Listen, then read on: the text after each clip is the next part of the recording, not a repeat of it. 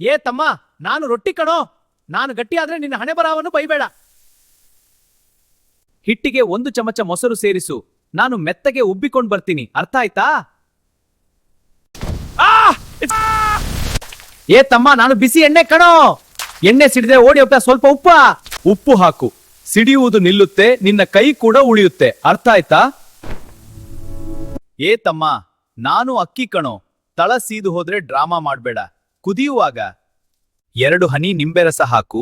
ಅನ್ನದ ಅಗುಳು ಬಿಡಿ ಬಿಡಿಯಾಗಿ ಅರಳುತ್ತೆ ಕಣೋ.